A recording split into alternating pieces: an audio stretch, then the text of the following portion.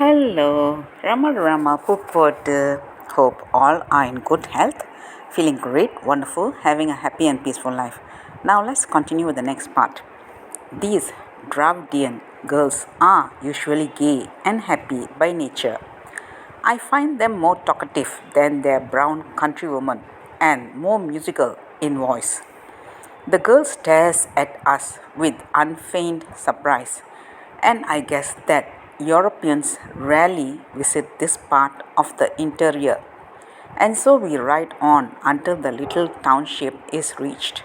Its houses are prosperous looking and arranged into streets which cluster around two sides of an enormous temple. If I am not mistaken, the latter is a quarter of a mile long.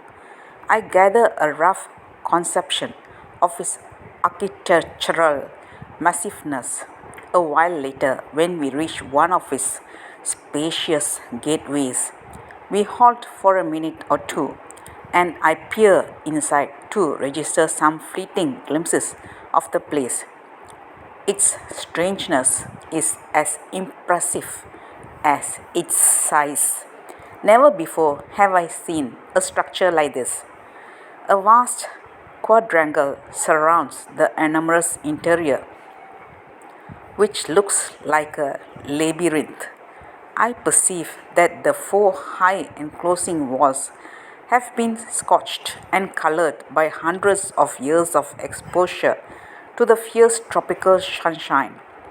Each wall is pierced by a single gateway, above which rises a queer superstructure consisting of a giant pagoda. The latter seems strangely like an ornate, sculptured pyramid.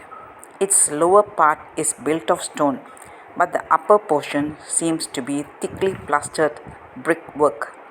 The pagoda is divided into many stories, but the entire surface is profusely decorated with a variety of figures and carvings. In addition to these four entrance towers, I count no less than five others which rise up within the interior of the temple. How curiously they remind one of the Egyptian pyramids in the similarity of outline. My last glimpse is of long roofed cloisters, of serried ranks of flat stone pillars in large numbers, of great central enclosure, of dim shrines and dark corridors and many little buildings. I make a mental note to explore this interesting place before long. The bullocks trot off and we emerge into open country again. The scenes which we pass are quite pretty. The road is covered with red dust on either side.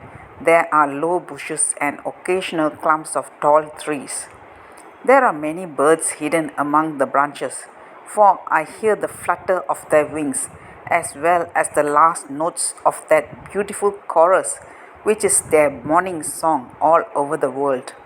Dotted along the route are a number of charming little wayside shrines.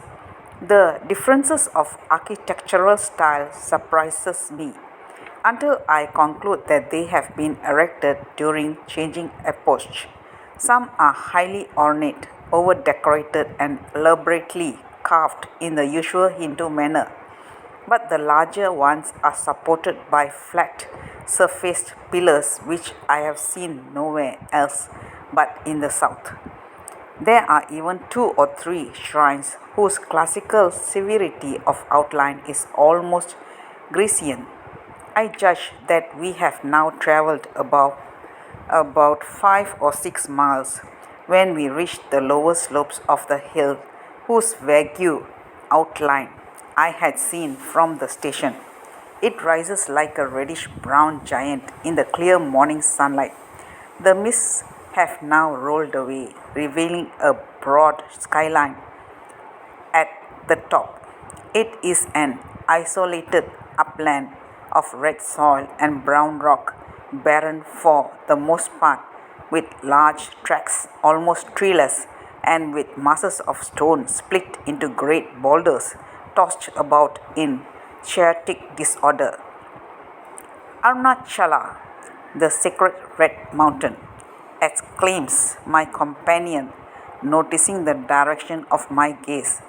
A fervent expression of adoration passes across his face. He is momentarily wrapped in ecstasy like some medieval saint. That's all, folks. Let's continue in the next chapter. Thank you. Bye bye. Rama Rama Pupod.